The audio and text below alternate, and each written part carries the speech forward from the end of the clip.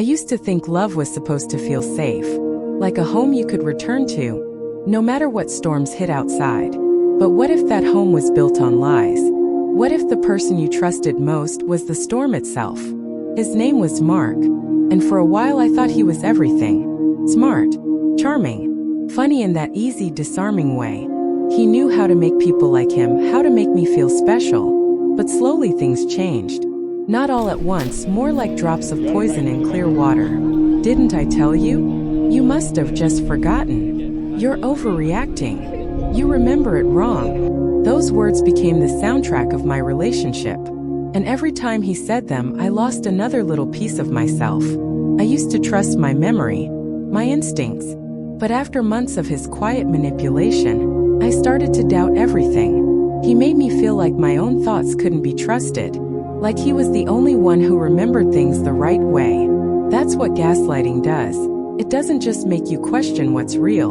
It makes you question who you are.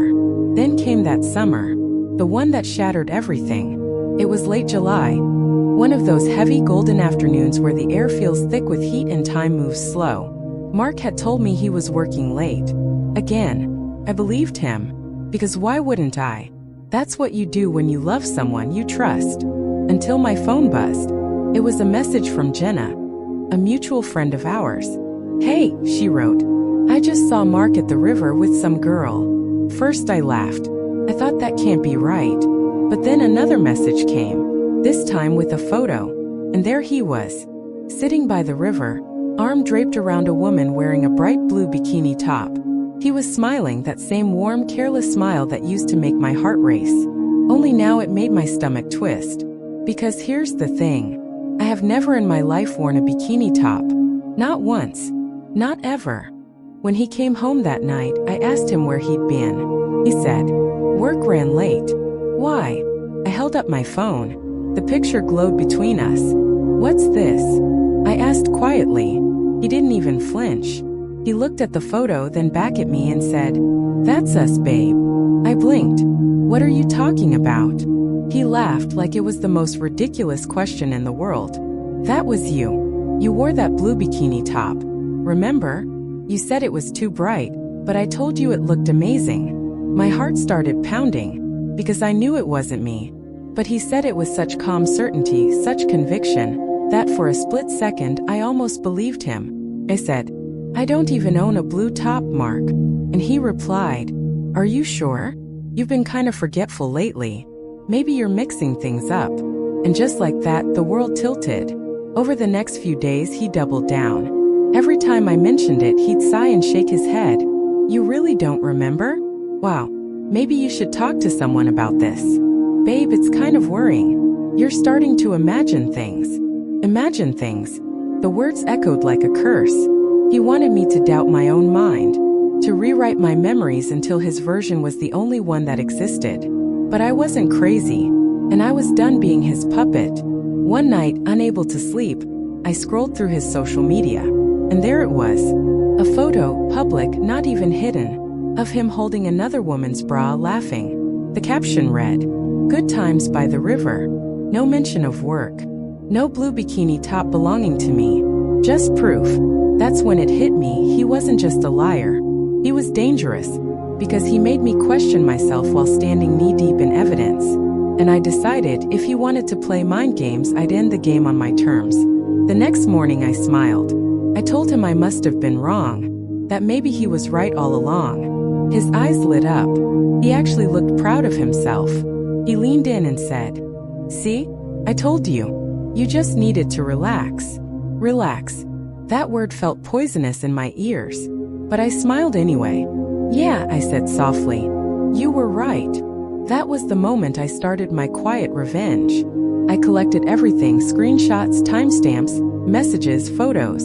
I even started recording conversations. Because when someone's trying to rewrite reality, you learn to document your own. He had no idea. He thought I was falling back in love with him.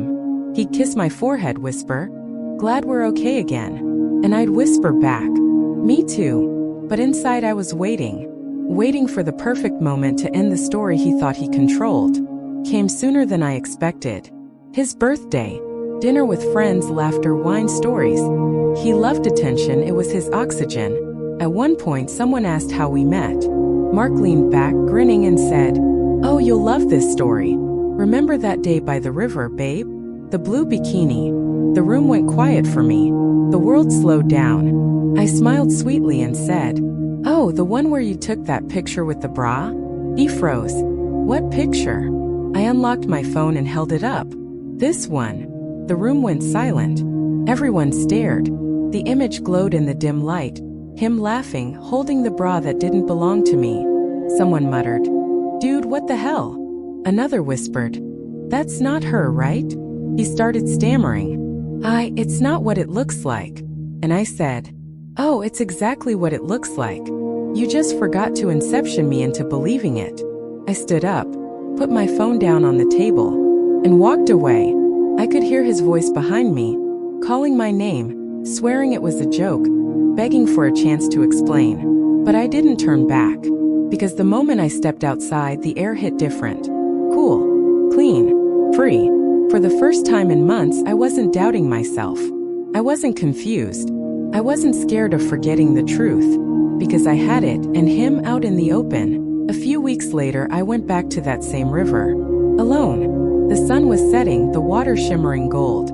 I stood in the same spot he'd taken her to, the same spot he'd lied about, and I took a photo. Just me standing there in a bright blue dress. The caption read, "Never forget who you are." I didn't tag him. I didn't need to. He saw it. I know he did. He texted me that night. Said I'd humiliated him. Said I'd ruined his reputation. I didn't reply, because the truth is, the only thing I ruined was his illusion of control. A month later, Jenna told me he'd started telling people I was the crazy one, that I made it all up, that he was the victim. And you know what? I didn't even care, because by then I'd learned something powerful. When a liar loses control of the story, they'll rewrite it however they can. But the truth?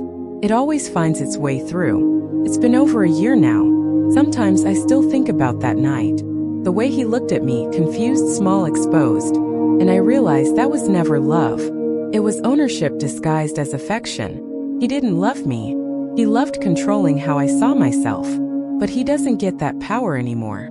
Because I rebuilt myself piece by piece, memory by memory, until I trusted my voice again. If there's one thing I've learned from all this, it's this. Never let anyone convince you that your truth isn't real. If something feels wrong, it probably is. And the moment someone tries to make you forget your reality, remember, you don't owe them silence. My ex tried to gaslight me into forgetting his affair. But the only thing I forgot was how to need him. Now, he's just a name I remember when I tell this story. And I hope he remembers me too. Not as the girl he could fool, but as the woman who taught him that lies always come with consequences. Because the most beautiful kind of revenge isn't loud. It's not angry. It's walking away calm, confident, unshaken, while they sit in the ruins of the world they tried to build for you. And that's exactly what I did. If you're listening to this right now, if you've ever been gaslight, lied to, or made to feel like you're crazy, remember, you are not the problem. Your clarity is your strength. And one day, your silence will be the loudest revenge they'll ever hear. Because sometimes the best way to win is to remember everything they tried to make you forget. If you like this story, hit like, subscribe, and share. At Story Peaks, every story reminds you, truth always finds its voice, and revenge never forgets.